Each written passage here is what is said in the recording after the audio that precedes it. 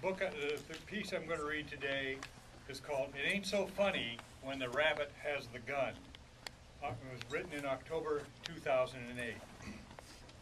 Last April 2008, Solano State Prison in Vacaville went on lockdown after prison officials' claim of a zip gun being on prison grounds. The source of their information was a, quote, note allegedly found in a prison staff restroom in the chow hall, one that prisoners do not have access to. As a result, the entire prison was subjected to a massive shakedown, with no zip gun or anything resembling one being found. It is understood by prisoners that a shakedown search in any prison can occur in an instant.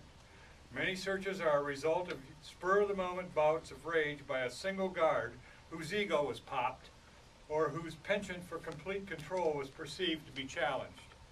What comes next is almost always a given. Not only is the personal bed area of the subject shredded, the entire punishment happens by prison staff throughout the state prison system. Go to any prison, ask any prisoner. Because wardens and some prison administrators allow these mass punishments to happen, the staff perpetrators continue to do so with impunity. One guard calls it a necessary action, while another calls it a mandatory peer pressure.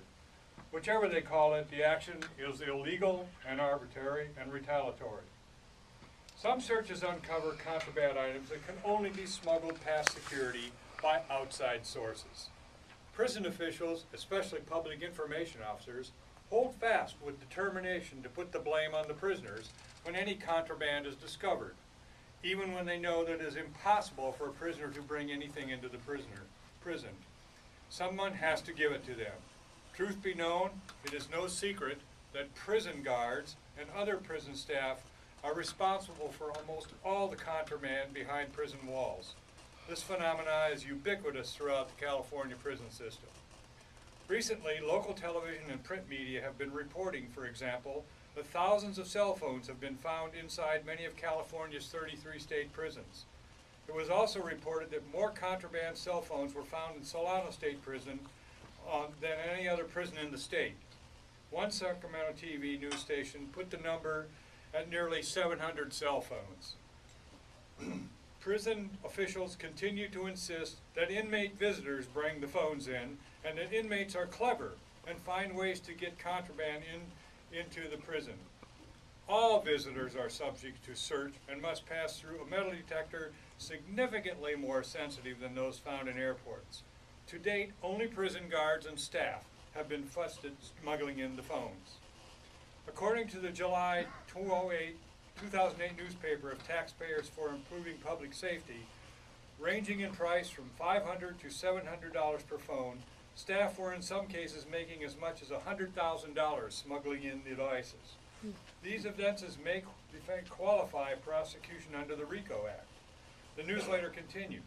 From phone sniffing dogs, no joke, to manual searches and special metal detectors, the California Department of Corrections and Rehabilitation has rolled out Operation Disconnect to remove mobile phones from inside California prisons. Because of the severe smuggling incidences by Solano State prison staff, an unprecedented staff was secretly carried out in July 2008 that caught all guards and staff completely off guard. No pun intended. As staff arrived for their early morning shift at the prison gatehouse, they were informed by a large covert security force that their person, bags, and vehicles were going to be searched. According to witnesses, the look on many of the guards' faces was of sheer terror and surprise. Their faces went pale, said one witness. Others attempted to turn and head back to their vehicles in the prison parking lot. They were stopped by security forces and escorted to a designated area in the prison to be further searched.